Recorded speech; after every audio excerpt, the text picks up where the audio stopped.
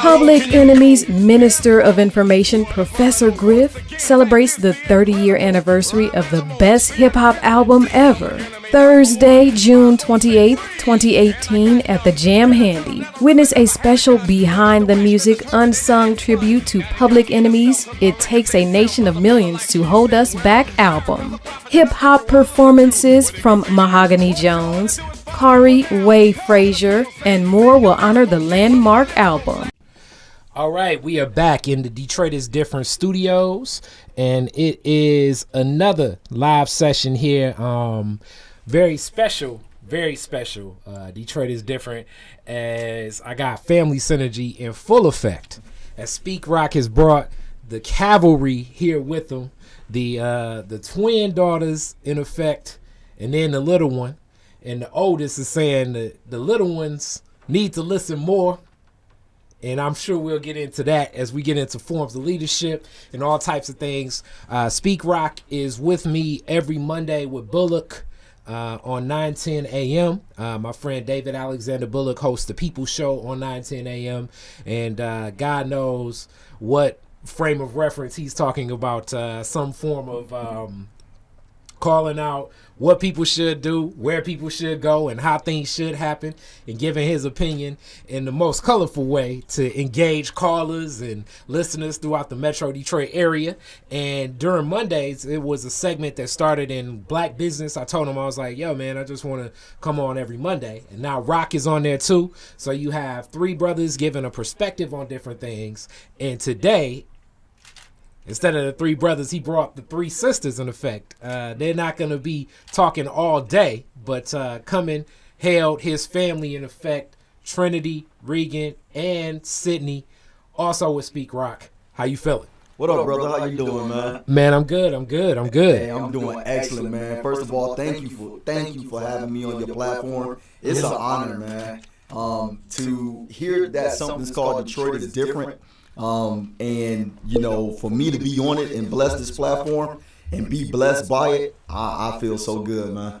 Oh, man, well, it's definitely cool, man. I know you shouted it out. You're a person that's in this media world. What's so funny is one of my homegirls for a while was like, man, I was trying to figure out more of what you're doing. And then she went to like this conference and saw this video of a guy talking about a little bit of what I do as a marketer. And I'm like, damn, I maybe need to deliver the message a whole lot more. As we're talking right now, and you have the video feeds going, I have my video feeds going, it's cell phone live streaming, you got video camera going, I have my 1, 2, 3, I have my 5 cameras, you have your camera, and then we also have a photographer in the mix.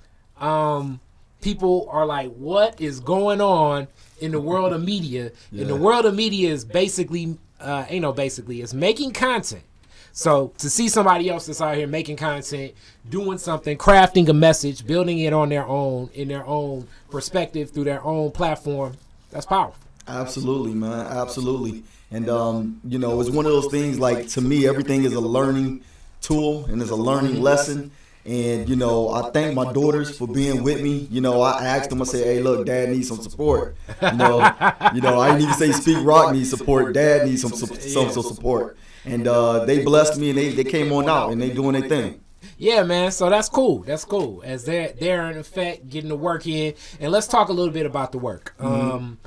Marketing to me and what it means and messaging and content is one thing. To you, what is all of this? What's media mean to you? Why are you so interested in it? Well, here's the thing, man. With the Speak Rock platform, you know, social media has taken such made a footprint in America, in the psyche of America. You know, what you see and what you hear is what you're going to be interested in. I mean, bottom line is, you know, businesses have been doing this for so long. And, you know, if you want to control the narrative, control the media. And you can utilize the media and utilize social tools to your advantage. Look, it only makes sense that Speak Rock can use something like this. So that's why it's important to me. Okay, so what was your first launch into this world where you went from a person using a cell phone to create all content to a person buying some equipment, buying a program, spending some money on somebody to craft it for you? What was your first launch and leap into this world? Absolutely, man. Look, bottom line is, if you to the mass public, you gotta have something else other than just beating the feet on the pavement. Okay, so what was your first venture into? All right, my first venture. First you gotta talk about the smartphone, man. Okay, so your phone, and what did you do on the phone? Like, what was like the first thing where you did that's like not just making content for fun, right, and being a consumer of it, but you seeing it as a passion and a business?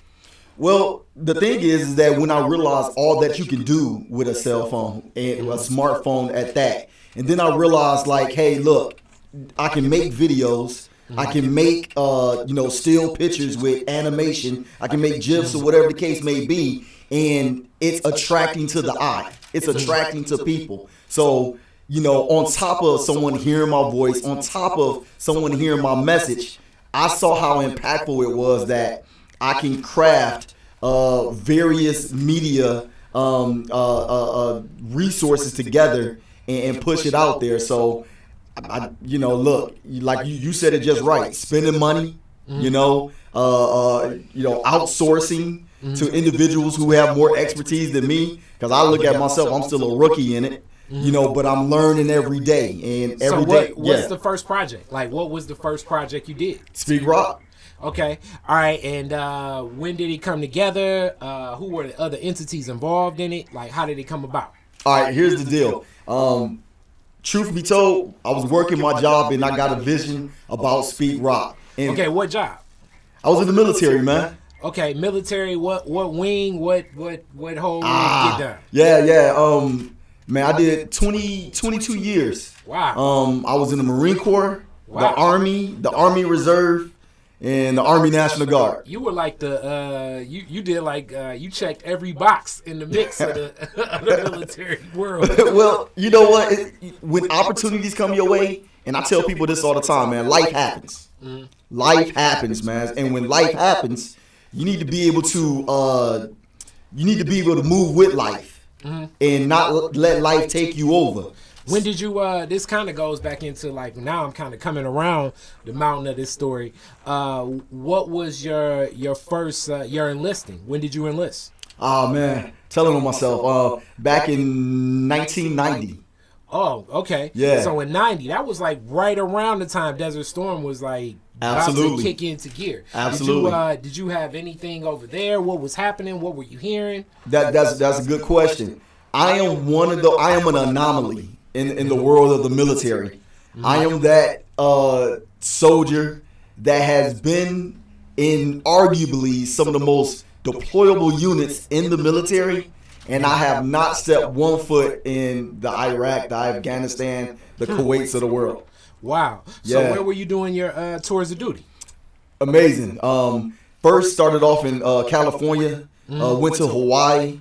Okay. From Hawaii, went to Okinawa. I mean, it's a long laundry list. I got things such as Virginia, mm-hmm, North Carolina. Been over, man. Okay, so let's get into the mindset of that, because I generally start the story of like, what's your family's connection to the city of Detroit? Okay. So we can kind of, I guess, go there, and then we're gonna get back to like the media. Let's go there. What's your family's connection to Detroit? Well, bottom line is I'm born and raised in the city of Detroit. The thing is, my first generation, second generation. So like, is your family? I would say third generation. Okay, so your family was already here. So your no. Let's push it back. My grandfather, he came up from Mississippi through that migration. You know what town in Mississippi? Jackson. Okay, so he's from Jackson, Mississippi. Yeah. Ain't that something? Have you ever been down there? You got family there? Once. Okay. I've been down there. It was hot as all get up, I'm guessing. I knew, for sure, man. I knew, like, when I went down there, I was about a youngin'. I was about 8, something like that, and I knew, it was a reason why I was born in the city. Okay. Yeah. All right. Whereabouts in the city did you grow up in? What part of the town? East side Detroit, Van Dyke and Mack. Van Dyke and Mack. Yep. So that means that your neighborhood, because I like kind of know most neighborhoods by like by like the high school over there. But Yeah. you kind of had the option of like Finney or Southeastern if you wanted to in the whole world of going to high school. Well, actually, or Close, I guess but you not could really. go to Kettering. Yeah, close. I was gonna say close, not really. Okay. Kettering. If I lived on the other side of Mac, Uh-huh. Kettering, I would have been zoned for Kettering. Okay. But I was on the other side of Mac, and I was zoned for King. Okay. So Yeah. King, KC, and Yup. one of the neighborhood people that went to King. Is that the high school you went to? Yup.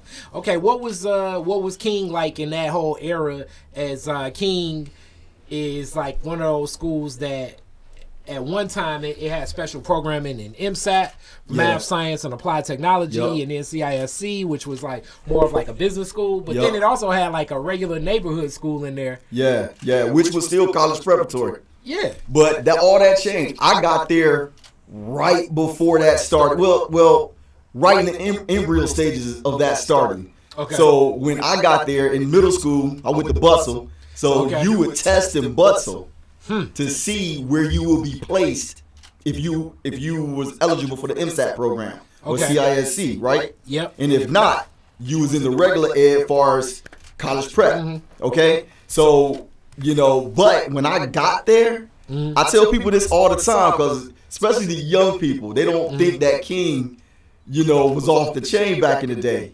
But it was. I think King that's where I ended up at Northwestern. I couldn't last in MSAT. I was hanging around all the dudes from the King homes. It was like because like the neighborhood guys are like the Riverside crew, and it's like it's like a true, like it's still a school inside an East Side community that has like those ties, but it being so close to like some of the oldest black families over there, especially in your era. I'm pretty sure like you were in school with people that like your family knew their family knew their family knew their family. Absolutely. Well, here's the funny thing about King, man, is that King, you remember that movie Lean on Me?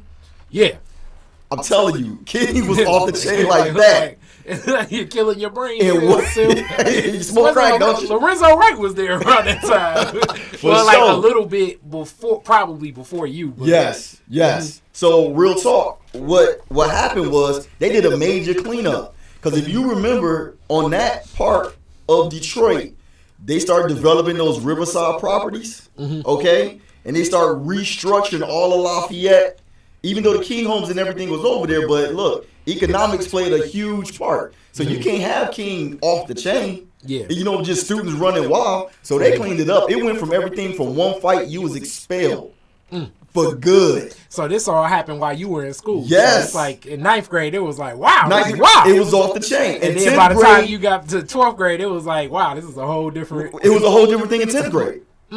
So 10th, 11th, 12th, hey, look, it was the place to come learn.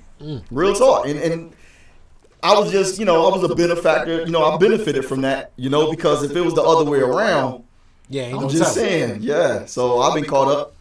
Okay, so this whole neighborhood and in that essence is, I think that the East Side, like all of Detroit, has some different like stories and a culture to it, but it's definitely like a swagger to that part of the East Side and the neighborhood bars, the cabarets, it's like a feel, and like the West Side has a feel too, but it's just like a different feel. What was that like? How did your family interact? What was happening in your household? Like what were the relationships like there? Man, well, I'm gonna tell you like this though, because you gotta remember, I'm a child of the '70s. Born in the '70s. Raised in the '80s, perfected in the '90s, and it was love though. I tell people this all the time.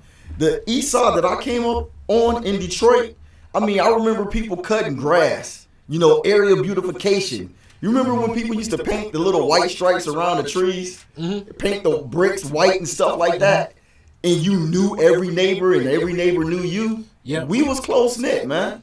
Yeah. But as time grew on and as the crack epidemic hit, you just saw stuff slowly dwindling down. And becoming more corrupt. Now, don't. I'm not gonna play it like the '70s and the '80s didn't have its moments, because when you start talking about Earl Flynn and things of that nature, I remember coming up you cross the other side of Mac, start heading towards Kettering, it was a whole different world. Like that, I wouldn't consider those like gangs, but they were like neighborhood. Yeah. But I think Gangs, a lot if of you what will. people consider gangs, it's like neighborhood affiliations. And Yeah. and it's hard too. As Northwestern is definitely like a school they label as like a gang riddled neighborhood. But it's just like it's like I'm going to see the guys over here from Dexter, Carter, and Philadelphia and Pingree. I'm gonna see them throughout the summer. Like Yeah. I'm gonna play pickup basketball with them. Yeah. So if one of them gets into a fight with some guy from like, the number streets or across the bridge Yeah. or Grand River or whatever, then it's like I guess I kind of got to be in this fight too, because it's like what I'm gonna end up going back close to where I hang around and where I associate, and then Absolutely. get beat up every day. Like you know what I'm saying? It's like fight in school, a fight every day where I live, where it's no security guards and nobody gonna break it up, And like I always say, a school fight really it's like 2 punches, Yeah. and they go, you know what I'm saying? Unless it's like really wild, Yeah. But for the most part, it's like 2-3 punches, and It's interesting to hear you say that, because you knew as a young guy coming up that you knew your zones, okay? Like I lived over there close to Mac and Bewick. Mac and Bewick still notorious to today. Yeah. If you don't know, you better find out real quick. Yeah. And I just understood where my safe zones was, and it wasn't over there. Unless I knew somebody over there. Unless your friends and your associates There you go. are in that mix. Yeah. So that's cool. What about your parents? Where were they from? Were they from that same neighborhood? That's good, man. Like my parents, my mom died at an early age. Wow. She was murdered. I wasn't even 1 year old. She was murdered, and my dad. I didn't live with my dad. My dad's from like Kentucky. I think Louisville. Okay. And I didn't live with him at all. I lived with my grandfather coming up. I lived with the Mississippi guy. Okay. So now is that a maternal grandfather? my maternal grandfather. Yeah. Okay, and then just the circumstances around your mother's murder, was that something that was crime gone awry, or did people even know what was that? I mean, what was the story even being told to you as you grew up? Yeah, that's interesting, man, because I tell I'm kind of putting some of my my book. I'm gonna write a book. And that's something I'm gonna get into, but that's okay. We can do a precursor to that. I'm gonna keep it at 100. I don't know. My upbringing in those years, man, when you're raised with a different generation, especially like that old school man, that it's like, old school man generation, you're not old even Southern. it is what it is. Yeah, it's not even dwelled. A lot wasn't even explained to me, so I was just kind of raised with let's deal with the now. Yeah. And every day was like a survival mentality for me. What did your grandfather do? You know what? He worked for the big three, like all of them. Okay. Which one? All of them. Like he went around. He was GM. Yeah, he was kind of like a journeyman, man. Like I tell everybody all the time, we laugh about it. But like we was poor and rich at the same time. Like you like hood rich, however you want to put it. Like because when he got when he was working, it was up. It was and then when he wasn't refrigerator working, stayed full. Things got down.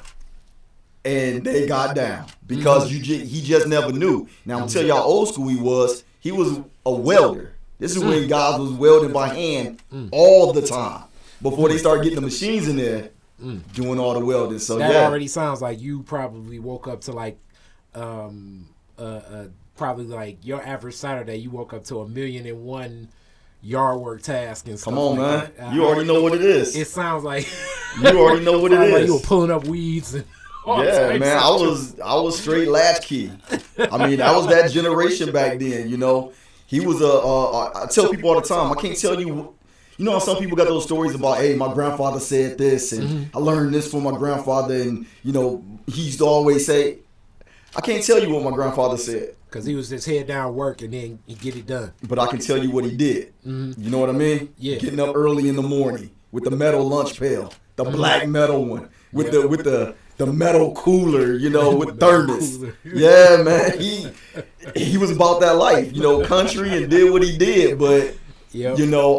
it was a life that I lived. It was funny because when I was coming up, I was different than a lot of other kids, unless they was raised by their because of the grandparents. generation, Yeah. of what was happening and what was allowable, and even Come on. like I'm pretty sure like your Come friends on. would- it like at that age, like, and there was a couple cats in the hood that be like that. So it'd be, summertime, summer vacation, 10 o'clock. It's like, come on, let's ride our bike, and it's like, nope, I got like a long laundry list worth of, like, I gotta do all this housework. Come on, man. And it's Housework, like, seriously, shoot. Man, what about those street lights? I was like, I got different rules than y'all.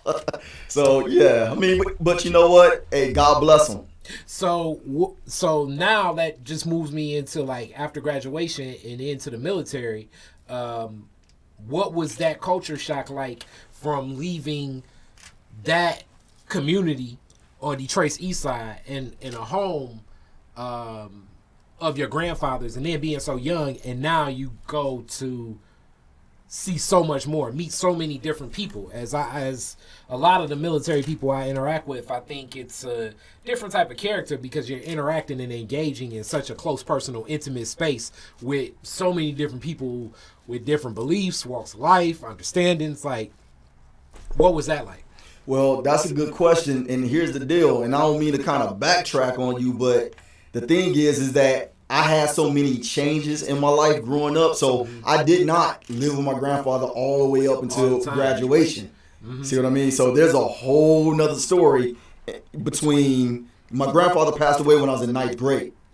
Yeah, see, so there's from 9th grade to graduation and going to the Marine Corps, there's a lot. So basically, even from there, like in that whole story, you were staying with different family members, friends, and like almost like you were already developing. There you go. A sense of personal responsibility, accountability, and that I'm on my own.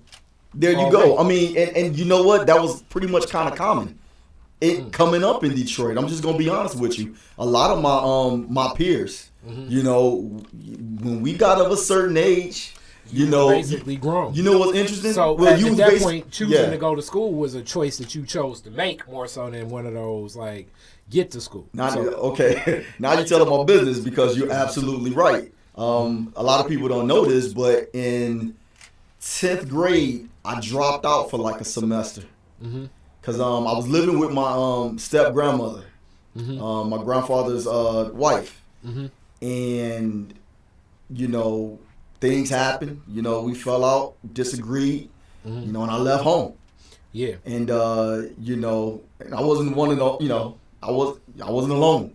Yeah. Many other, my friends and other neighborhood kids, they did some of the same things. But with me, then I was just really trying to find myself. I dropped out and I was like, I'm going to work. I'm going to grind.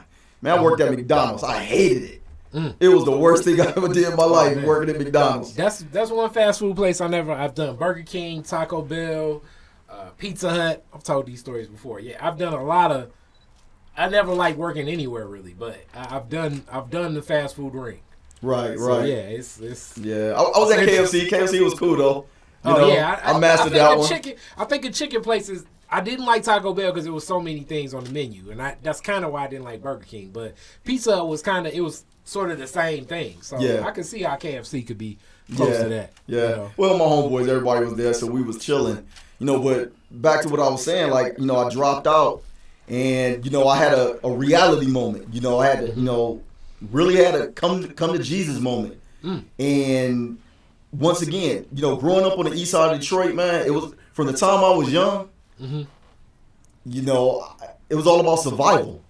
How am I going to survive to see the next day?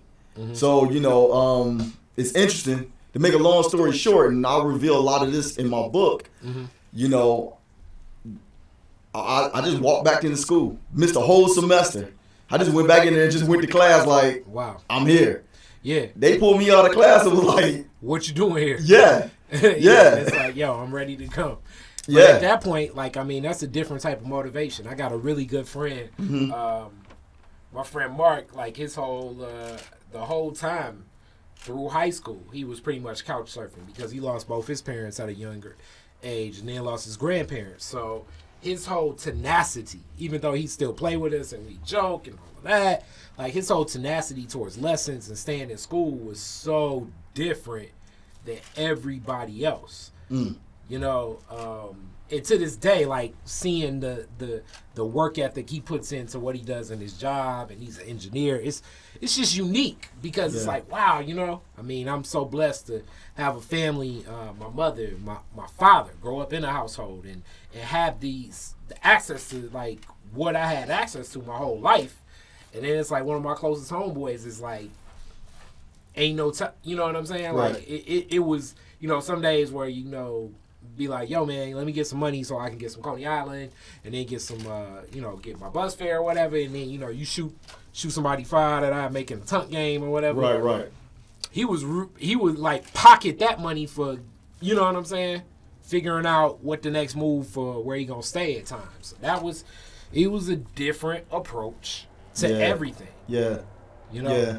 I mean, so with that, everything that you just said, that survival mentality. So it was an easy transition for me when I went to the military. It was easy because you got to look at it.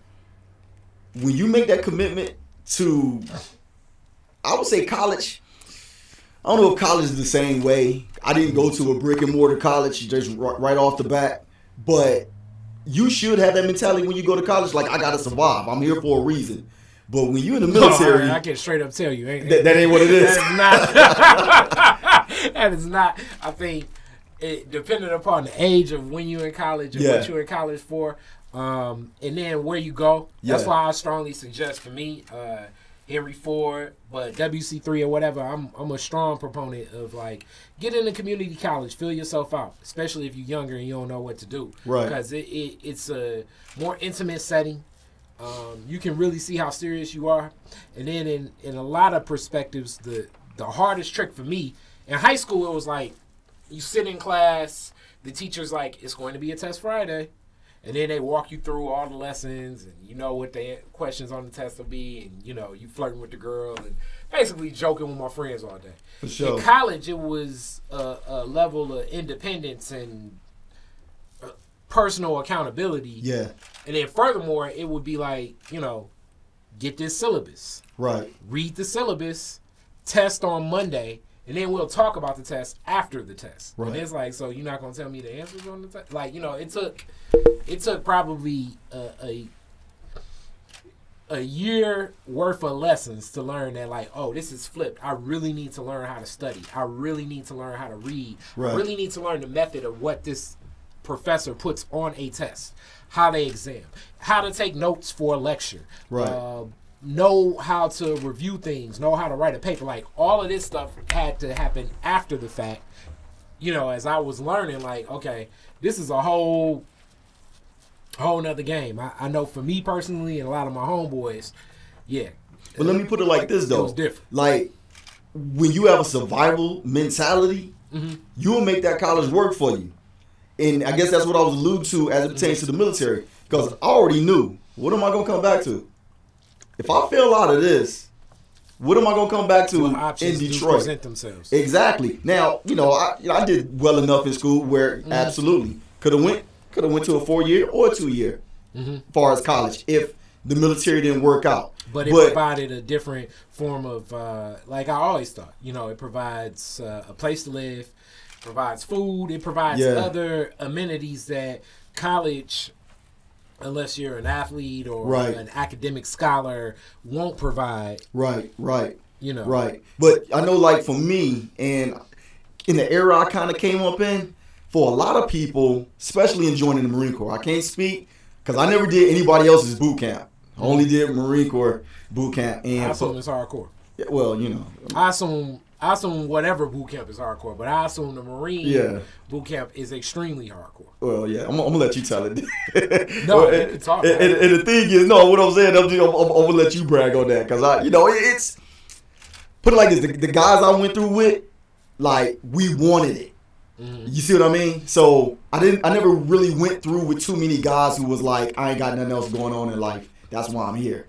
So my experience from other people. Now, I'm not saying that people don't join the military because they ain't got nothing going on in life. But every guy I served with when I went through boot camp, we had that dog in us. Like, this is what I'm going to accomplish. And, because you already knew what the percentages was of people who could, complete, as far as even obtaining being a Marine. So, we had a certain level of pride, and I wasn't going to let myself down. Where did you go through where did you go through your training? And then where were you stationed first? Oh, in Cali, in California, with the MCRD San Diego. So, some like San Diego is a big military. San Diego, San Antonio, it's a couple military towns out there. Raleigh. Military towns where it's like, oh man. Yeah, you talking about Fort Bragg? Well, not in Raleigh, but below Raleigh, Fayetteville. Yeah, I was stationed at Fort Bragg for a while. The thing is that I did boot camp in MCRD San Diego, and from there I went through my schooling in California. And real quick story. I enlisted in '90. Graduated in 91, right? So my school counselor, I think I was looking at Central Michigan, entertaining going to WC3. So you were considering coming back to Detroit the whole time? Even with touching Cali, you didn't think to yourself? No. This is before I even went to the Marine Corps. Oh, okay. This is before I even went to the Marine Corps. Okay. So, because it brings me to a story when you ask me, where have I been stationed? So, when I was still in high school, you know how you meet your school counselor as a senior and they're like, oh, what do you want to do? Yeah. I was like, well, I'm considering, college possibly, but I'm heavily considering going to the Marine Corps. Like at that time, like you said, the news, the buzz was out, the Persian Gulf War. Yeah. It hasn't started yet, but it's getting ready to start up. Yeah, it was. Yeah. George H.W. was really having issues with the good brother Saddam Hussein at the time. And what happened is my counselor looked me dead in the face. She said, give it some time, you're going to be over there in that sand. And I just looked at her like, and that was the end of our meeting. I was like, wow. Yeah. And I was in some sand, all right. I was in San Diego. Then I went to Hawaii. So it's just funny, that you talk like, where was you stationed? Because for me, I tell people all the time, like, my time was, the military is something that you got to really put in perspective. And you got to really understand the reason why you join it. And, but my time wasn't bad at all. Okay. At all. So that whole perspective, what led you back to Michigan? Because now you've traveled some of the world, definitely the country. What led you back to Michigan? Good question. I was still in the military at the time. And, with career progression and opportunities, that the military provides, I was like, I've never served in my own state being in the military. And to a military person, that's priceless. Who can say that they do that? And at that time, I was stationed in North Carolina. I was at Fort Bragg, active duty Army. I got out of Fort Bragg off of active duty. Then I joined what's called the National Guard. Ever heard of it? Yeah. Every state in the 4 territories of America got one. So I joined the National Guard in North Carolina. Then the opportunity came up where I could have went anywhere for career progression, but I chose to come home. I said I haven't been home in a while. So at this point, just due to your upbringing and everything, and who's passed on and everything, what was existing here when it came to family, and what was your relationship with family and your friends and the people here in Michigan when you did come back? Man, for me it was always love. Like, I'm the kind of guy, like, I always kept my pulse on what Michigan was doing while I was, away. And kept my pulse on what Detroit mainly was doing. I can't even say all of Michigan, but mainly Detroit. And, I was just eager to get back here. And as it pertains to those connections, I believe that's what you're alluding to. With family, look, time moved on. One thing I'm a realist. I keep things, honest as I possibly can because it keeps me sane. With saying that, everybody had their life. Every, aunts, uncles, cousins, they got a life, and, just some can look at it and say, well, it's fortunate that you're probably not close. And I can say that too, but just to be honest about it, it's always love, but you can't make a situation be something that is not. So, I would always have love, have respect, but I understood distance. It's one thing about people. You can be distant from somebody living on the east side and somebody living on the west side. I mean, they can be down the block. Down the block. Yeah, you may not talk to them for like, I don't know. Exactly. Longer than 10 minutes out the year. So imagine what you just said, and that's my life times 10. Wow. Yeah. Okay, so with this. I still got my best friend. I mean, all of us, we just separated for a while, but like my best friend is here, a couple of my best friends. I got family, cousins still here, and we connect when we can.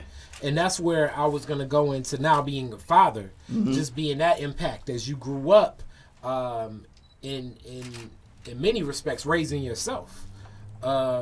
Now, what role and how do you see family and how do you look at it as your daughters are here getting the media on? Yeah. Like, what role do you see that and how do you see that play out? And then with their mother's family, like, what's the dynamics there?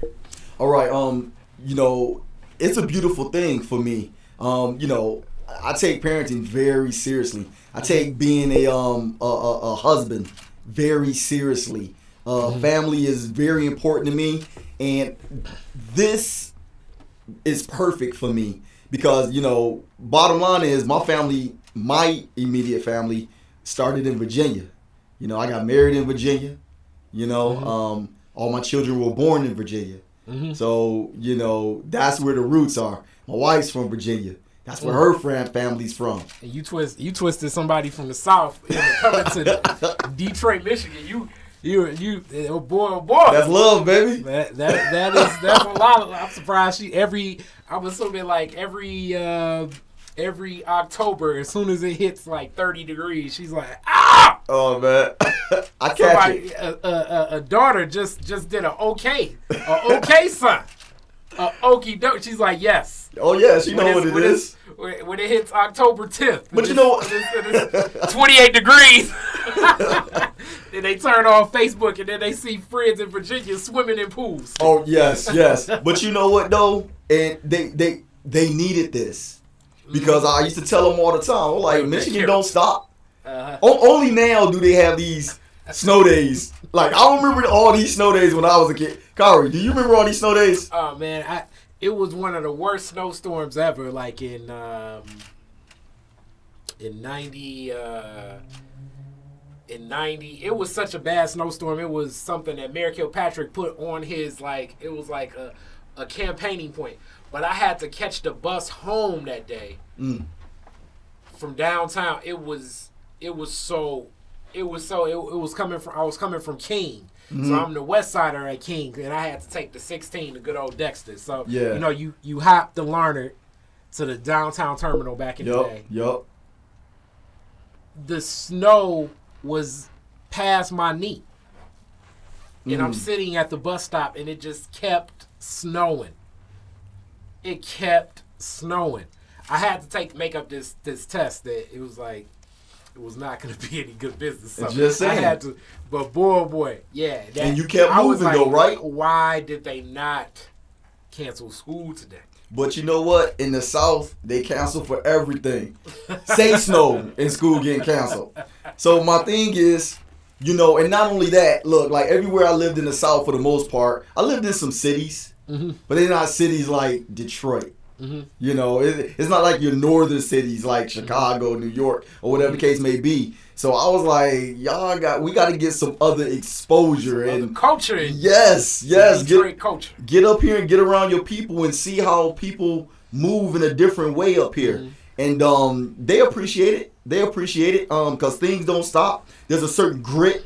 There's a certain determination about Midwest and Detroit natives. I mean, there's a certain level of, we refuse to be stopped. So I love it. I just love it, and I love to be around it, and to have my family up here, it completes something for me. Let me say it like that. If I can just be personal, because like I said, they knew all the South, they knew my wife's family, they knew the culture down there, but to have my family and have them and show them where I came from, because here's the deal, it was surreal in so many ways, because there was about a 7-year period where I didn't come back to Detroit or to Michigan. Detroit. Yeah. About a 7-year period. Mm-hmm. So all they ever heard was me telling them what it looked like.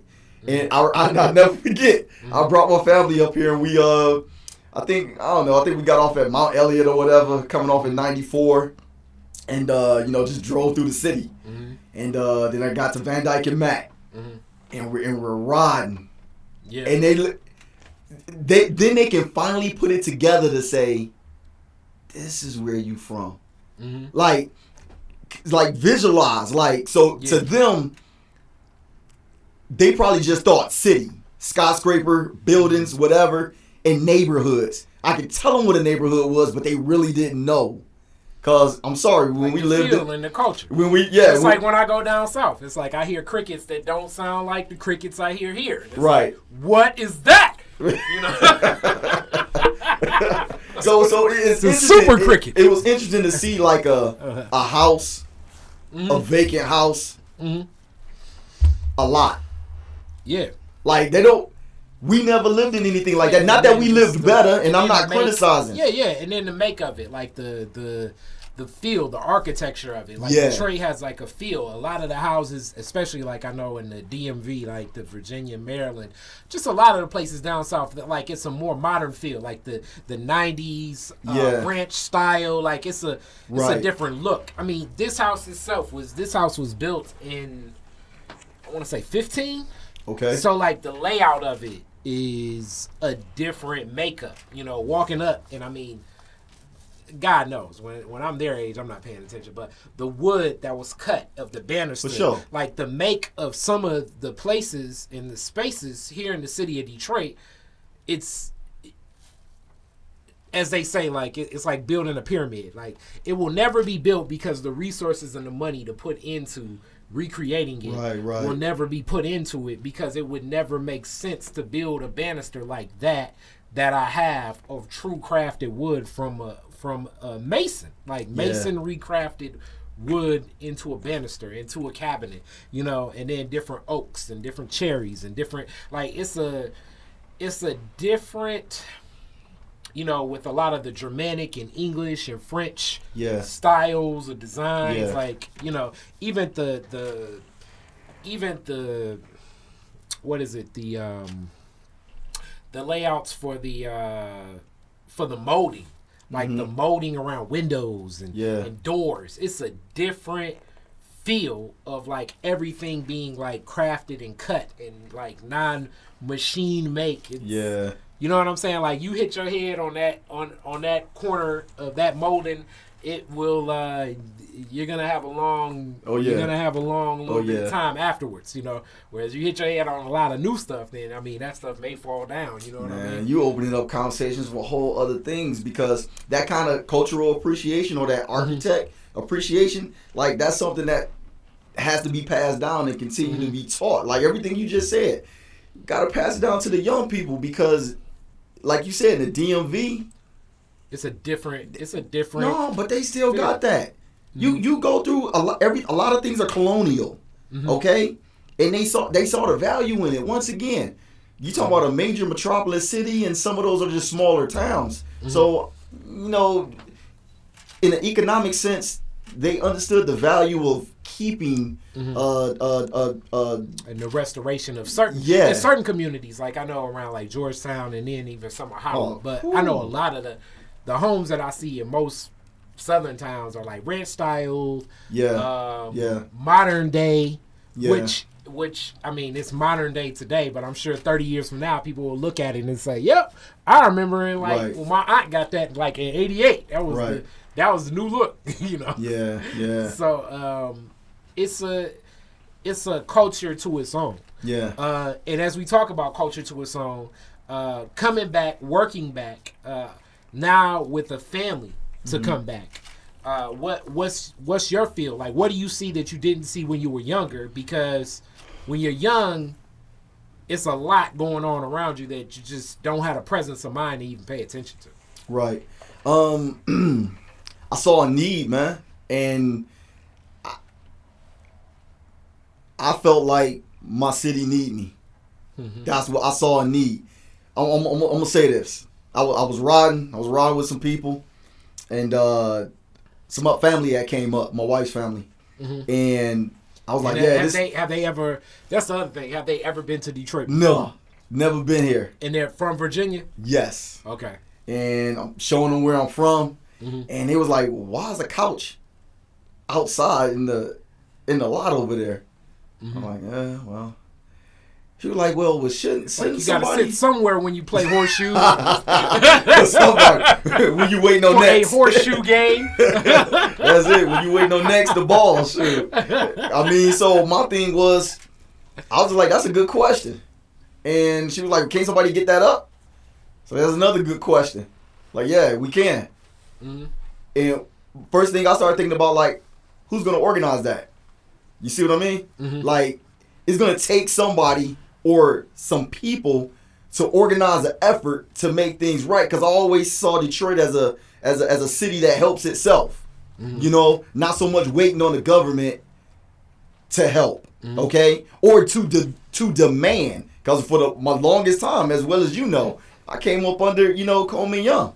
You know, that was a demanding mayor, a make it happen type mayor. So I always saw that as the spirit of Detroit. So I just remember like cleaning up the block. I remember that. But then when you come back, I'm not saying that a lot of I know neighborhoods are doing it, but not a lot. Not the bulk of Detroit. Yeah, I think it's you've touched some different things, like in exposure too, to see different systems and see how things are done. Like Hawaii is a place I've never been, but I've done a lot of research on it as you talk about independence, like it being a part of America, but a lot of the functionality, as I read more into it, it's kind of got to be on its own because it's. Yeah. I mean, you're almost closer to Japan than you are to.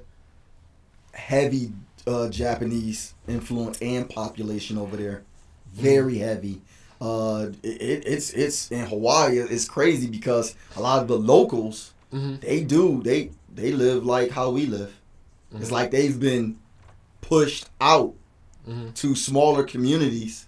Okay, these are people who ran that island.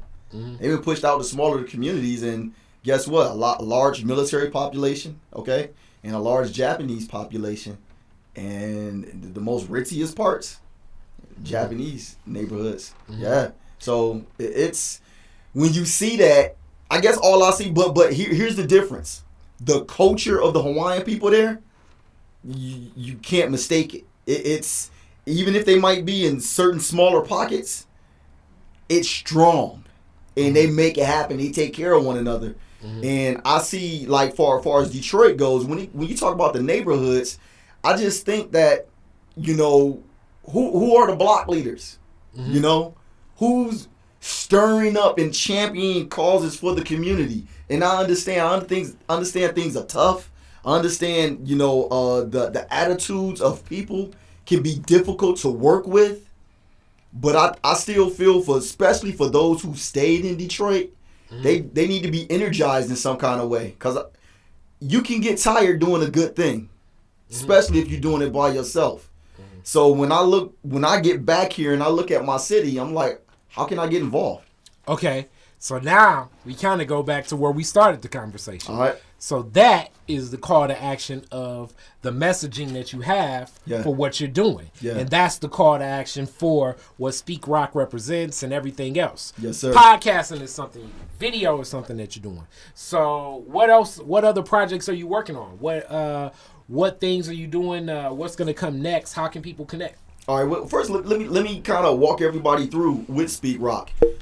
Speak Rock is a communication platform because one of the needs that I saw is that that African Americans were not communicating with each other. We were going at each other's heads and tearing each other down. We were very extreme. I say we were tired. We were exhausted of each other. Now, I know people can say, hey, look, that's not everybody. You're absolutely right. But the mass of us. You look at anything on social media, and a lot of comments are about how we act. It's funny. We just had this. This was the topic of Bullock's show. And I mean, it's Bullock's show. This past, in some ways, like, is very my perspective as I grow on this, and I look to be more cognizant because I can fall a victim to it as well. But okay. I do believe that giving, criticizing, knocking, tearing down another black person, or doing what can be perceived as that, sometimes you're given a platform and a stage. Okay. More so than if I'm, edifying and uplifting. Yeah. A black person, the whole, like if I'm Monique and I go on the Breakfast Club and I talk about Charlemagne. Okay. That's a whole different thing as if I go on, if Monique went on the Breakfast Club, hugged them and said, thank you. I mean, the whole segment Donkey of the Day. Right. Is the concept is like it gets more perspective than like, angel of the day or something. Exactly. Like, so being cognizant of that on so many levels, just due to a lot of things, it's tough because some critiques are needed to be made about the work that a person is doing outside of who the person is. So like not attacking a person personally, right? But finding criticisms where you feel the work can be strengthened, or misunderstandings about how they approach the work. That's it's like a fine line or something. But I like what you said though. You said it's tough, but we got to understand that tough people do a tough work. Okay, mm-hmm. And I'm not to I'm not gloating, but I feel I have a tough exterior versus as well as a tough interior. Okay. I've learned not to be thin-skinned, especially when I come to our people. And when it comes to our people, man, and I'll speak Roc. Look, I'm for everybody, but I'm just going to keep it 100. I'm very pro-black, very pro-African-American, because I see us in a time of crisis, all right? We're in a time of need where we need one another. I mean, it's problematic, and it's an epidemic that is hitting us hard as it pertains to death. Mm-hmm. We're dying from healthcare or lack of healthcare. Yeah. We're dying from police brutality. Mm-hmm. We're dying at the hand of our own people. Yep. We're just dying, and our numbers are dwindling, and we're getting too comfortable with that. So something that, once again, I feel God Almighty himself gave it to me. Within 45 minutes, I was given a vision. I was given a mission statement. I was given a logo. Okay? I was given this, and it was like, I got to act.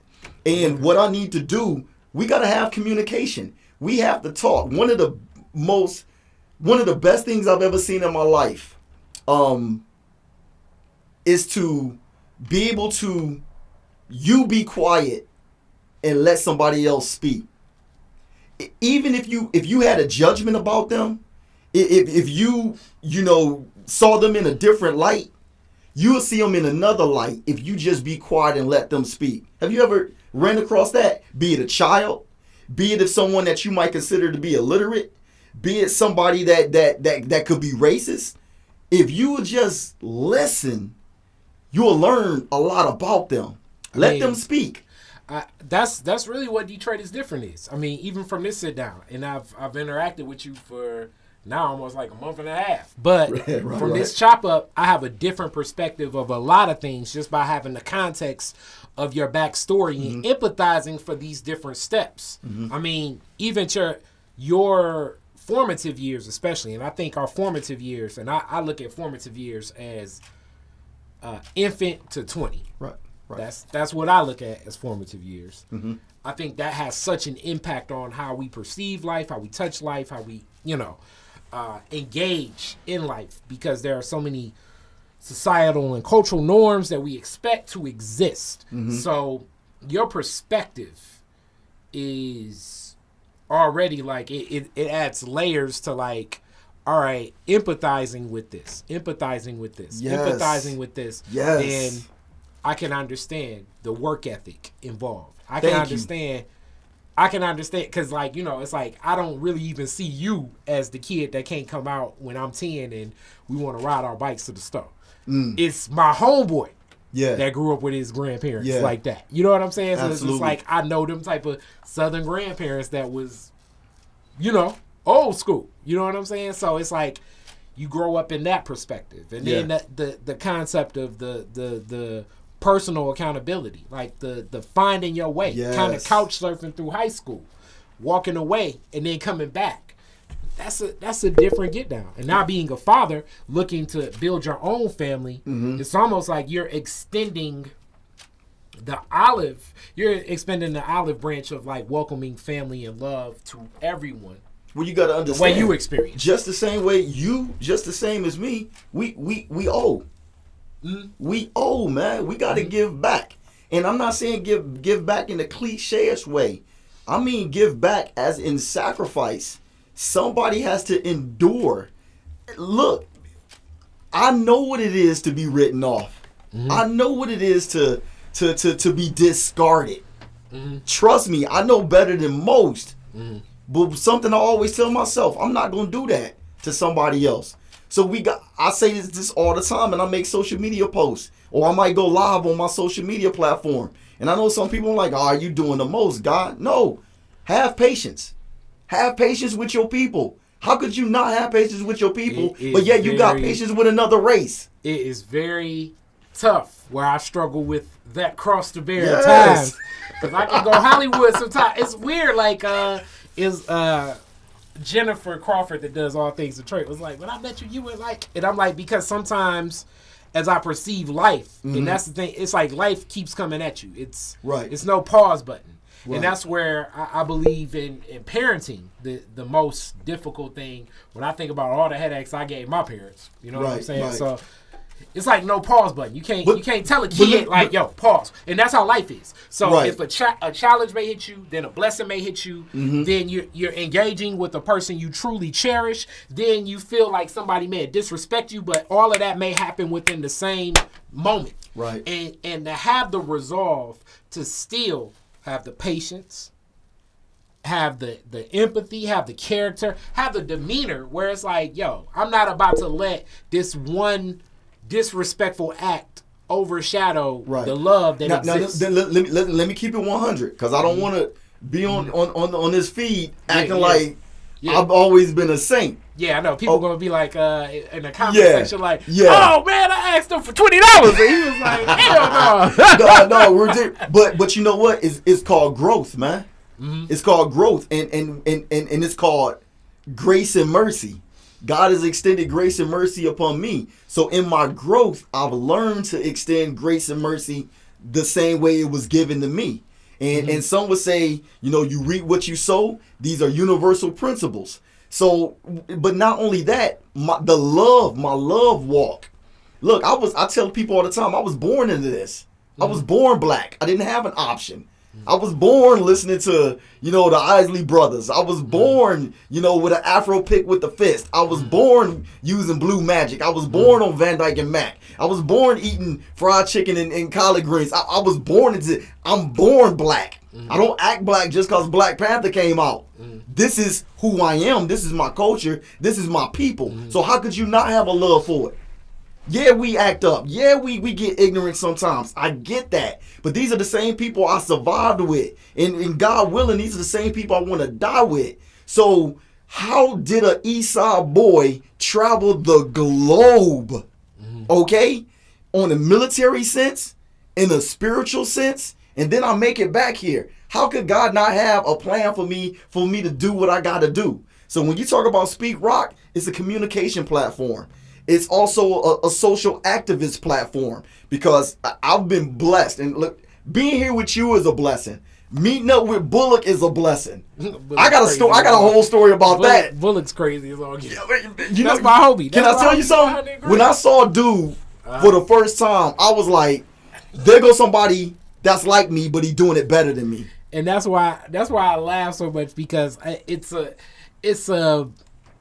and steel sharpens steel. I challenge him all the time, and he'll challenge me, and it's such that's my brother in arms. Yeah. And he does a lot of things completely different than how I would approach it. But and I get so many calls sometimes. It's like, he crazy, and it's like, yeah, he is crazy. But I'm like, it calls for you have to have the propensity of crazy to take on the challenges of the things that he's doing, because the linear, like, we're not dealing with linear same perspectives. That's right. Like, as you have that the trauma that we're dealing with in our community, right? When you take like 10 seconds to just whatever it is, like some of the excuse my French, but the shit that your story, it's a tragedy that's such a common story. Yeah. And most the discernment in making the decisions from it, most of my homeboys, they had similar stories, do not have the perspective. And that's even if they have that's even if they have like what we label as a good position in life, like they end up with Chrysler or Ford or whatever. You know what I'm saying? Like, it's like so much of it is like your mentality, your resolve, your character. Like, character plays a heck of a role, but when you've been traumatized, strengthening your character is tough. And then you're reflecting. As I always tell people, it's like sit in a preschool one day. Yeah. In the ghetto. And that'll show you a lot, because those children are reflections of what they see at home. You know what I'm saying? And then, give one of them a toy, and then see how they respond to share that toy. Yeah. It's a whole lot. Like, I mean, I'm sure, if we as adults got in that same preschool environment and you gave one of us $10,000, it'd be the same, same back and forth. Yeah. But it's very telling, because just how we cope with it. What we feel, how we place blame, how we accept responsibility, how we rationalize some of the backwardsness that goes on. Those kindergartens, those preschools are great places where, like, I don't even think you need to be a sociologist or whatever, but outside of creeping, like, if you just go and say, look, I want to donate some chocolate milk or whatever, but if you could just sit and look and witness, it'll show a whole lot about a community. Because now here's the deal. When you see that, how do people change? How do people transform? As you said, you gotta have somebody who has empathy. Yeah. Somebody has to be able to be there to always say this. Now, staying on the analogies of the children, you can love a child to death. Yeah. And what I mean by that is you're caring for them, you're putting clothes on their back, you feeding them, and that's about it. And but you never really, you're not teaching them the values of how to survive in life. And when I say that's kind of large scale, what I'm saying, but what I mean is how do you become resilient? Okay, how about mastering resilience? That is lost in a lot of ways in the African American community. We just suffer things and we just carry hurt, and we use hurt and pain as our motivation to push through. And almost like, and sometimes we can champion, as Bullock made reference to that, the pain. Like, this person been through, so, and now so let's applaud that. And as opposed to processing the pain that you went through was me projecting, like, I had my pain. Hurt people. Right. I'm hurt, so I'm gonna hurt you. Right. They bullied me, so now I'm gonna bully you. Right. They talked about me, I'm gonna talk about you. Like, and that same trajectory carries over, and almost, how some people say in relationships, like, until I have an argument, I don't even know if we really in love. We gotta fight. And it's like, wow, this is. But these are theories that people have exercised in life, like from a traumatic state. Like, I have to be traumatized, and then see how you respond to trauma before I can be comfortable interacting with you. Now let me share this with you. In my life, like I say, I'm very much a realist. So I had a lot of traumatic situations that occurred. Not different than most, but this is my story. I had to learn quickly to get past it, not to carry it with me. See, this is something that I can teach. Some will say, well, all you did was ignore it. Yeah. And all you did was bottle it in. Now, I did a lot of that too. I bottled some things, but some things I let go so I can concentrate on the next day and strengthen myself and persevere and push through. I would say also, in the world of kind of where this discussion started, in overtime, but this is a good discussion. All right. With the murder of your mother and how your grandfather, and I mean, he grew up in the different tenets of life, like from a different era, because God knows what form of racism and craziness he was witnessing, but how he dealt with it was the conditioning at a young age of this is how you cope with things. And then being a father, I have another question for you about this, because me and my homeboy just had a long talk about this and I don't have any children, but he was talking about this whole Larry Nassar thing at MSU, because they're convicting somebody new and the tragedy of it, and he was like, man, you know, if a father sets up a relationship with his daughters and is present, then his daughters will let him know, because he was talking about the guy that jumped on Nassar in the courtroom. And I was like, I think he didn't know, and that was the first time he saw him. And he was like, but it seems like a daughter would talk. And I'm like, I don't know, because you never know how a person will respond to something traumatic. And then he was telling me the story about how some boy, and she's like in the second grade, some boy was like, I want to rape you, to the second grade girl. But we got to realize that he's reflecting this in the world of shock, sensation, and God knows what worldly things. So now it's like, now you got to do the school meeting with the boy and the boy's parents and all of that, and the teacher. You know what I'm saying?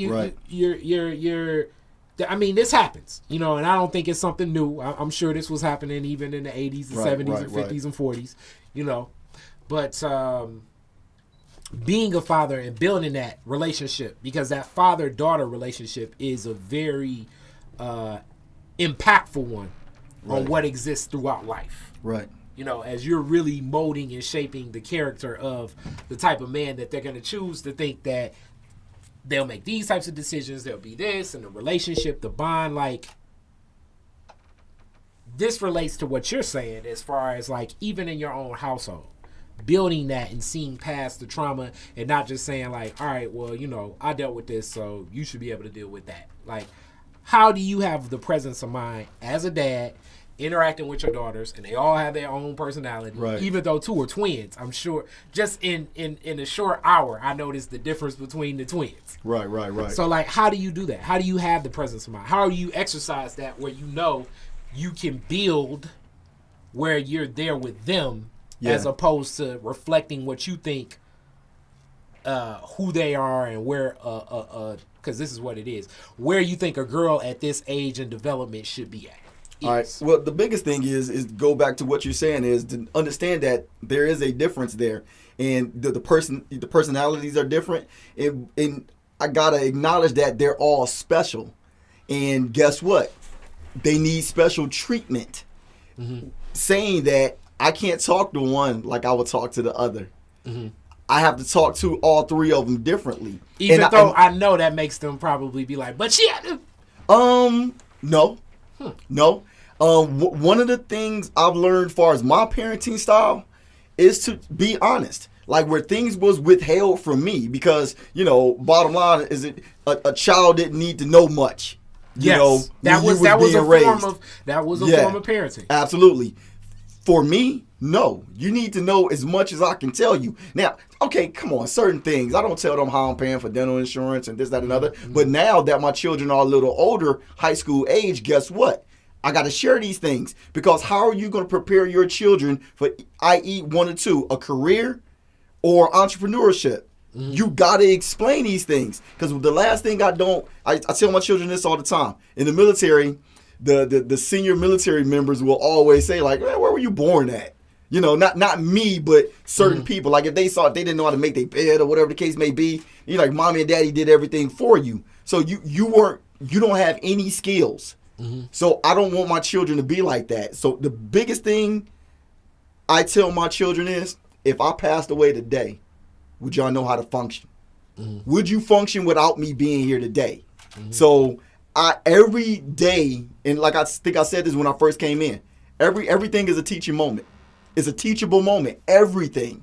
And the main reason why I brought my children here today is because this is teaching. They need to see what dad is doing. They need to see my evolution. They need to see the work ethic. They need to see relationships. They need to see and hear how I met you. Sometimes you're teaching without even teaching them directly. Indirectly, they're learning. So I have to give them as much as I can because, as much as I believe God is going to have me here till I'm old and gray.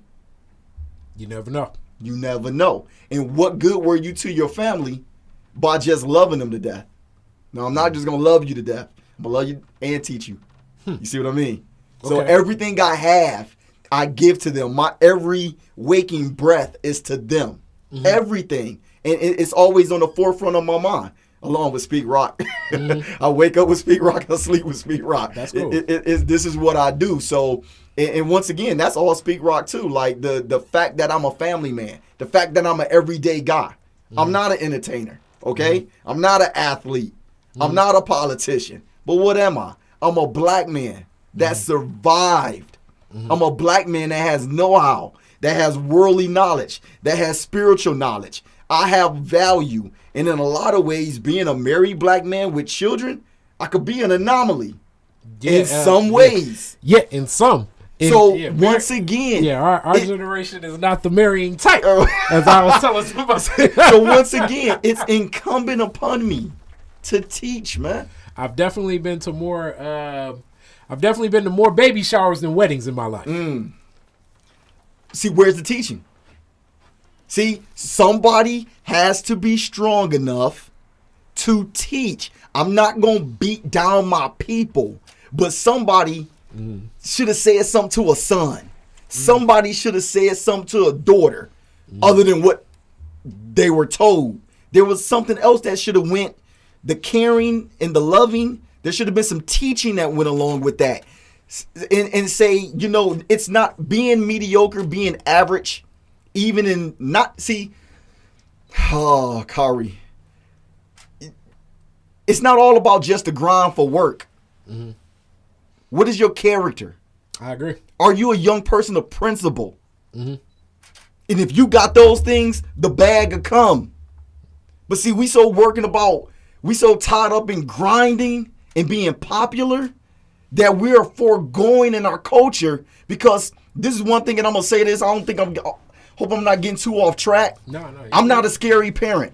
I'm not a scary black man. I don't scare easy. I don't shake in my boots for nobody. Be it my child or anybody else's child. Be it another adult or being an elder, with respect. I'm going to tell you what needs to be said, not what you want to hear all the time. When I need to sympathize with you, I tell you what you want to hear so we can all feel better. Okay. But until then, when we're dying out here in these streets daily, sometimes, let me put it like this. I'm gonna give you one example. And I'm gonna go there because I'm not people in the church don't scare me.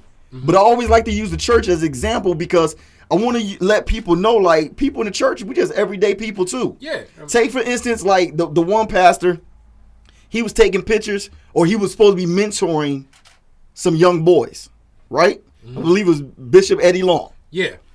God bless his soul. He's passed away.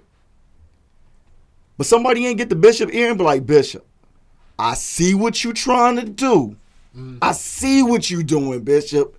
But this ain't a good look. But the thing is, sometimes you won't even be the person in the circle of an Eddie Long unless you will. But the people that was in his circle, though. Yes. No. But I'm saying, like, unless you're going to be one of those people to, like, let, back to, excuse my friend. I see what unless you're going to let bullshit slide, you generally aren't around. Like, I see what you're even saying. even as people are talking about how bad Donald Trump is, it's like, right. He can't be that bad because he was in all of these other corporate circles with people that people champion as, like, great leaders and all of these other things. So it's like, hey, it gets to a certain point where you got to let certain character things slide and you have to agree with certain things, even with the ethics of because naturally if I, you're gonna disassociate from me if my whole demeanor is against your behavior, your actions, how you make decisions, because we're not gonna rock together. We use your term. Like we're gonna disconnect naturally. So you say he picked his circle. Yeah, he picked his circle based on who that was they would fold. For whatever. Yeah. And he'd be like, and people were saying like, man, I know he, molesting these young boys, but I'm gonna tithe this month, or I'm gonna start this. People lie to themselves, and people, people are coping with the whatever those the moral decision when it's wrong. Like some things aren't. It's not one of the principles of Ma'at or on the 10 Commandments, but it's wrong. For whatever reason, in that imbalance, I think a lot of drugs may come from this, sex may come from this, food may come from this. It could be your idea of romanticizing religion or whatever. Like, to cope with something that where you are a party to do something, and it starts bothering me. Like, sometimes it can be as small as like, when you say you speak, you speak. Like, you speak, you help. It'll be something as small as, when I be younger, like, this is so, it's so cliche, but, when you see an older woman, carrying a set of bags, if the idea, at times it'd be like, man, that's messed up, she's out here. So I got to that point. Then it's like, man, somebody should help her. Then somebody be like, man, if I try to help her, it ain't my grandma, da-da-da-da. Now I'm to the point where if it pops in my mind, I'm going to be like, yeah, I'm going to help. So it's a lot of just like what people would say, random acts of kindness that I've done, where it's just not that. It's just like it popped in my mind, so I'm going to do it. Because it started bothering me when I wouldn't act on whatever it may be. Like it could be something as small as like, when people call you and they say like, this is going on and, if I can pay you back. And it's like, I assume if you're asking for $200, you need it. And if I have access to it, I'm going to give it to you. You don't need to tell me when you're going to pay it back or whatever. I'm just glad I got access to it now. Here go the 2 bills. Now, it's other people that sometimes have seen me do that and say, well, why you going to pay that nigga $200 a year? And it's like, whatever. I've been in that place where I need a 20 or I need that 200. And I don't want this person to basically swallow their pride and all of this stuff and deal with all of this loop and whatever. It's like, here you go. Because it would bother me more. And I mean, I don't know if this is maturity. I don't know if this is me developing my character. I don't know what it is. It's certain things that start to happen as I've grown older where I do know when righteousness hits you on whatever that level is, where it's like you need to know where things are. As my elders in my family are getting older, and like caretaking is becoming more of a role. As my mom's just recently passed, and I know this is something that she would have done. So like it's like, do you want to have respect for what a person says, but what a person says may be to a certain level, but you may need to follow through. You know what I'm saying? So it's like I have to make this decision at the margin of what I feel is righteous, and making that righteous decision comes at the cost of like, it could be the bag, it could be a lot of stuff, but ain't nothing worse than going to sleep, and I've done it a night or two. Nothing's worse than going to sleep where you saw righteousness and you saw past it. That's a hard night's rest. Because that's going to be Hennessy. That's going to be something. That's going to be you trying to overcompensate in, another way. Because it's almost another form of disrespect when a person, I feel like, especially when a person does an act that they know is invalid and your response is nothing. Because it's basically the support, It's the Nazi troop that walked the Hebrews into the gas chamber. Yeah. You know what I'm saying? Yeah. When Hitler was like, yeah, man, we about to build this gas chamber to kill all these Jewish people. And you the person sitting in there like, well, he is the Fuhrer, and I know, right? You know what I'm saying? Yeah. And like it takes a lot to be that person in that room. You know what I'm saying? But out of everything you just said, what that lets me know is that we're outnumbered. Those who desire to do righteousness, as many. Okay, we're outnumbered. But you know what? Numbers don't mean everything. Because just as you know, as I was sitting with you on the show yesterday, you and Bullock. He was talking about Judas. So you're right. Yeah. And then you clearly looked him dead in his face, like, man, you are a leader. Yeah. See what I'm saying? So and I'm gonna say back to you. You a leader. Okay? And I'm throwing myself in that pot. I'm a leader. But I would say that in the what we build, I'm follow the platform. Don't follow me. I'm a man with frailties. I like that. You know what I'm saying? I like that. Ain't no telling. I may be at the Grammy Strip Club tomorrow or a cabaret. Or I may quit altogether. Ain't no telling what I do, but follow my action, follow my work. But maturity, I've always said this about our great leaders, because a lot of our leaders are great leaders, be it past or present. We got flaws. Yeah. We got flaws. Ain't nobody's walking this earth without flaws. Yeah. So we got to be able to now. I'm not gonna put up with your crap or your BS. Yeah. I'm not gonna sit here and even look. I'm gonna to my analogy earlier. I'm gonna tell you if you're wrong, man. Like, dude, that's not a good look, man. Like, excuse me. I understand you trying to do right, but that's just not a good look. And if you that stubborn about it, I can see nothing good coming from this. I agree. And if it takes for me to say, if you want to fall out with me over that, that talks about your character. Oh, that's a you problem, not a me problem. I agree. So that's what I'm saying is. But this is where people start making the wrong righteous decision. Understood, but that's what I'm saying that is. That silver coin is given to you, and now you're beholding to that silver coin or that possible position. I mean, even the whole story of Stormy Daniels, it's like, you know, and to me, it's like, you know, street language. He juiced her up. And guys do this all the time, where he's like, you know, I'm going to get you on the Celebrity Apprentice. Yeah. And it's like, well, I'm a porn star. I've slept with guys for less. I might as well sleep with this multi-millionaire to possibly end up on the Celebrity Apprentice. This is going to help my brand. I'd rather do this than do porno. So that was the decision she made at the margin A. Right. She was juiced up. So then he was dangling that in front of her face. Different things get dangled in front of people's faces, and then it's like the golden handcuff where now you're beholding to something that's over and beyond what should be righteous. Michigan State University right now, because of Larry Nassar, is a classic example of they were beholden to all of this and the idea of like, but nah, this is the trustee and this is the president of the school. Wrong was wrong.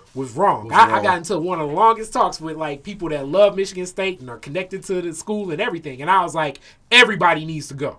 Everybody. And I said that day one into it. Right. And I'm like, because either you're ignorant, which that ain't no defense of, like me and you, that ain't no defense of the law. Right. If you put 25 guns in my trunk and I say, oh man, this is rock bag. Yeah. I'm gonna be a going to jail Negro. Oh yeah. Or you were complicit. Yeah, either way, you deserve to go, and if not, go to jail. We have a current governor that's a murderer, and I know people that work with him. Is complicit. And when I call him a murderer, sometimes it makes people mad that I'm like, well, you know, murderer is. It's like, no, he's a murderer. He's a murderer. Because he was either ignorant or complicit. And as far as I'm concerned, he was complicit. Yeah. You know what I'm saying? But why does it make you wrong? Why does it make me wrong to call the governor a murderer? The action he did was murder. Yes. Because I know if he would have did something like that in Birmingham or Ann Arbor, he would be he would no longer be Rick Snyder. He would have a name with letters and numbers that's about 15 digits. And you know what? In an orange jumpsuit. Your spirit, and I can tell like this has been on you. Yeah. This is resting on you. And I've been saying the same thing. I feel sad for our brothers. I'm not gonna say I feel sad, but it's a sad day when our brothers and sisters, I'm talking about black folk, when we're in positions and we're beholding to. Thank you. Yeah. Because now, and I like keeping things as simple as possible. Yeah. I can throw out $10 words with the best of them, but let's just keep it simple. Look, you got bills, you got kids to feed, okay? You got a certain lifestyle and a quality of life that you like to have. You may have an elder that you got to take care of, whatever the case may be. You're collecting that check. okay, and you let a lot of stuff go, and you're in positions of stature where you can collect that check, and it's sad that you see people suffer to get the check. I'm gonna add something on to what you said, because I don't think anybody in Detroit caught this. It was an organization that teamed up with DPD. DPD got with DPS and got all these kids and bust them, or their family brought them to Ford Field. The whole conversation was about talking to kids about how they need to conduct themselves when a police officer comes up. And I heard of it. I said, what kind of mess is that? Yeah. No, if you scared, cop, say you scared. You don't need to be a police officer. You're telling a 15, 16, 14-year-old how to conduct themselves. This is what they said. Because we're afraid. When I saw the newspapers run the story, which was complete propaganda in the first place, I thought the same thing myself. It's like you're a public servant. Yeah. And that teenagers are part of the public. And you're programming kids. You're telling me how to conduct myself around a public servant? Yeah. You know what I'm saying? That'd be like, back to the strip club analogy, that'd be like strippers saying, hey, when you want to come in here and tip, this is the conduct. You need to conduct yourself. Like, people will be like, well, I'm going to go down the street to the next one. But I'm the person that the police is serving. But as we've seen, especially as a black male, we are labeled as criminals. Yeah. The criminality that exists, they look at us as criminals. So it's other layers into this. And it's certain things that I take. But it's a sad day. Like that is so many people that are a party to these systems because of these checks. Yeah. And look, last year was my best year in business. And this year so far is like way less than before. But what I'm finding is, and this is a Kari Frazier statement. So just know as I'm saying this. We're gonna wrap soon, but it'll come. It's like, don't let the golden handcuffs shackle you. You know, like you think about the Bill Cosby situation, if that went on as long as it did, the Harvey Weinstein situation. Don't let it shackle you, because you swallow so much pride. Right. When you know you a party to some bullshit. Right. You know what I'm saying? And if you have integrity, what I'm starting to see, because we see past people and we automatically think the only way we can get a check is through these systems, corporations or whatever. If you see past the people, you're forgetting so much. It's so many senior citizen women. There's so many people like Roc, Roc's daughters or whatever, that'll pitch and put together some money or advocate for you, that have other networks. You've traveled the world. It's corporations in Japan, Panama, Taiwan, China, that will see what you're doing is real and ethical and want to work with you, and you'll stand on the merit of what you're doing. The minute that you honor these false gods and what they do with their false acts, because I would go as far as to say, like, as a business person, I think it's a way to meet with Trump and everything, but I still would not bite my tongue when it comes to working with Trump. Now, with that being said, the minute you start biting your tongue, then you've already capitulated. You've already given up your integrity. You've compromised yourself. And when you've compromised yourself, it's very hard to live with yourself. Yes. Because you look at yourself and you say, man, you're gonna always have the imbalance. Whereas if you have the integrity and you learn to live with less, all of this stuff is, you said quality of life. The bills, they exist, but the bills can be excessive. It's so many opportunities out here. The world is huge. Yeah. And just being an American yourself, and you've traveled the world, being an American has value in some of these nations. Don't let these systems take away you, where you degrade yourself and you think that it's not, that you don't have value. Just by being an American in some nations, you will get the quality of life that you seek and want here. So don't shackle yourself to something that, to me, you'll take away who you are in doing it. Don't make no sense. Kari, hey, look, that's beautiful, man. Look, it goes back to what I was saying. I got a quote on my page, and it says, "To speak free, one must be free." You gotta be free, and what I see what you're doing with Detroit is different, and I see how Bullock operates, and what I'm doing with Speak Rock. I must maintain a certain level of freedom. I must stay authentic. I must be sincere and live without any compromise and not capitulate to any foolishness. And that is the best way I'm going to be an asset to the community. And just if I can, just do a shameless plug here real quick. Yeah, do what you do. Hey, I'm just letting everybody know that, bottom line is, I'm not the average speaker. Some people will say, well, are you a motivational speaker? I can do that, but I'm a reality speaker. I want to say the things that need to be said. We got enough motivational speakers out here, charging top dollar, okay? Telling people that it's going to be all right or that they need to grind, they need to hustle. I come with a different vocabulary, okay, about perseverance and resilience. And, I'm using things like that, work ethic, all right? Not saying that I'm better than anybody, but I'm just letting people know if they need public speaking in their school, in their church, in their organization, their community organization, I'm your man. Okay. I'm your man because I'm bringing something to the table. I'm going to text you after this. That always asking. I'm like, I don't know what I'm going to say to these little homies. Now, keep in mind, I talk about community. Like, I don't mind. I'll speak at a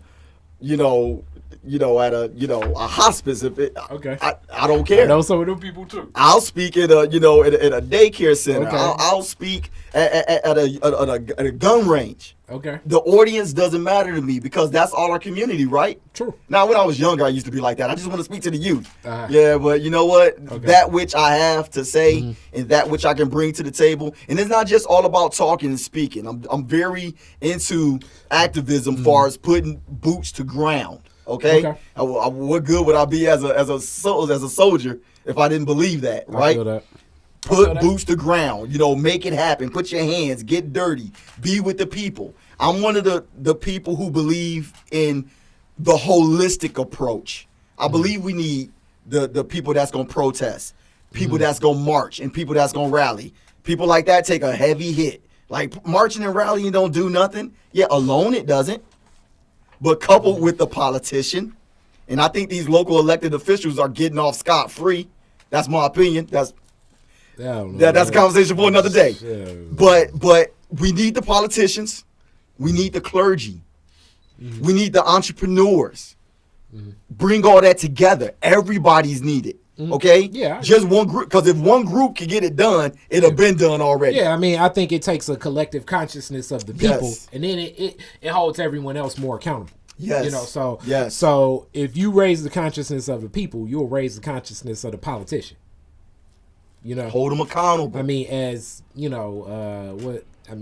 within our whole lifespan. Yes. It went from, In Living Color and Saturday Night Live having jokes about gay people to LGBT rights.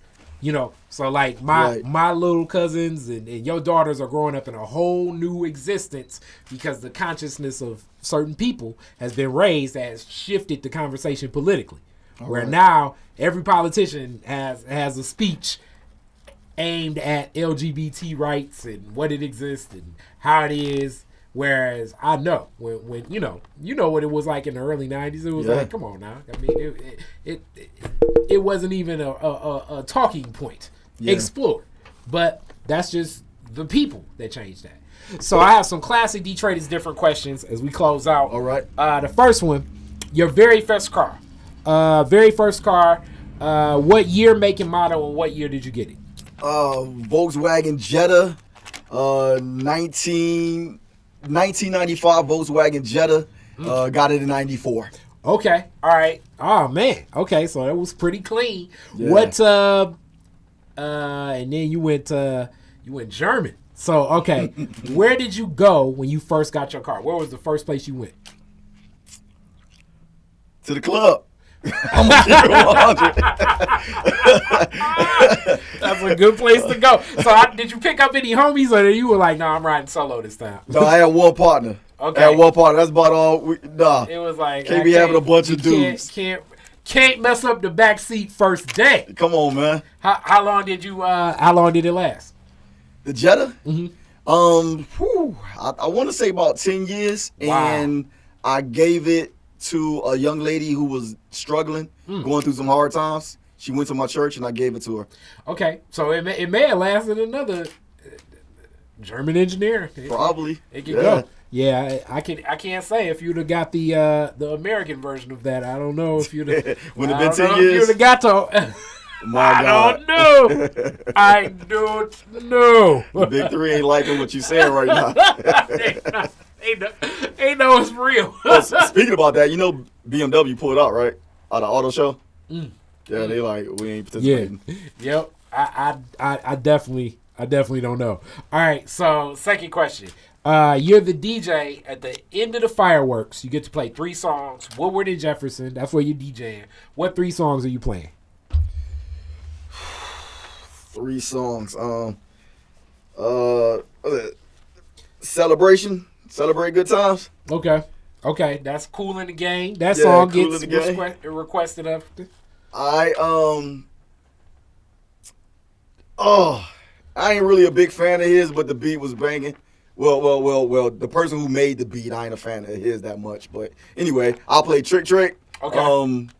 What's the song? Detroit City.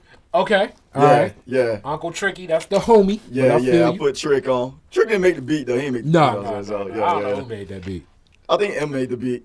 Yeah, M probably did make that beat. Yeah. Think about it. Yeah. I know they boys, but I'm just saying. He was on the hook. Good point. Yep. So either M or Deny. And man, let me go old school. I'm trying to think something about Stevie Wonder right now. Probably go with some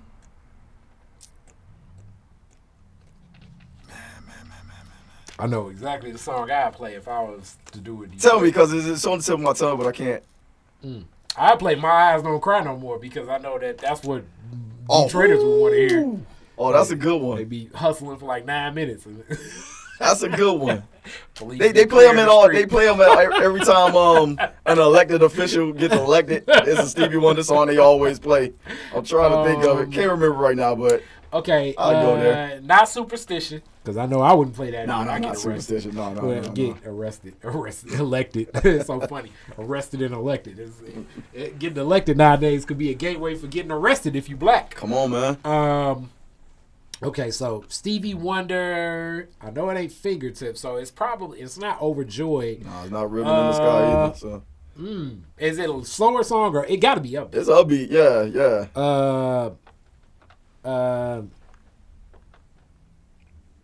I can't even think of it. I can't even think of it. My baby girl, she pulling up the Stevie Wonder songs. Part-time lover, it ain't that, because I'm thinking about the content of it too.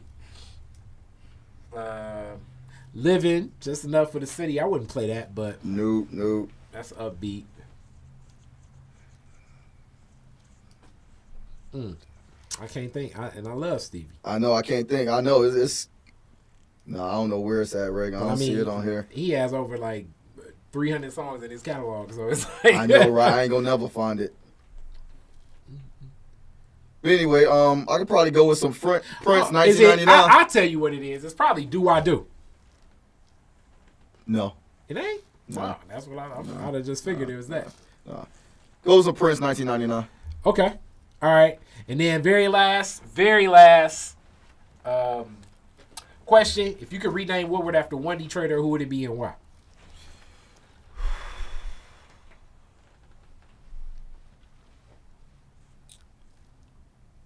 I gotta go with Coleman, man. That is the most stated Detroiter. It gotta be, because I'm just gonna keep it for Black Detroit. He's most of our identity, man. I mean, Detroit is far as being a black mecca is a lot largely because of that man. You ain't never heard Detroit being a black mecca prior to him, and then after him. No disrespect to the other mayors, but that luster was just kind of falling off. It was kind of coming back before the good brother Kilpatrick. I know, right? Urban Vacation. I know, right? Urban Vacation. Yeah. So it's like you Urban got it. If you Vacation. gonna need it, you said Woodward.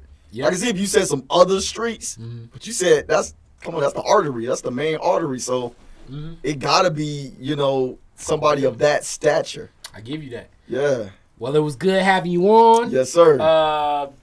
And I'm gonna have all the information, but you can give your information too for the people. All right, hey, real talk. Look, Speak Roc, SPEAKROC. You can type that into Instagram, Twitter, Facebook, and on YouTube. I have a podcast that I put on YouTube. Go to that, you'll see all my content.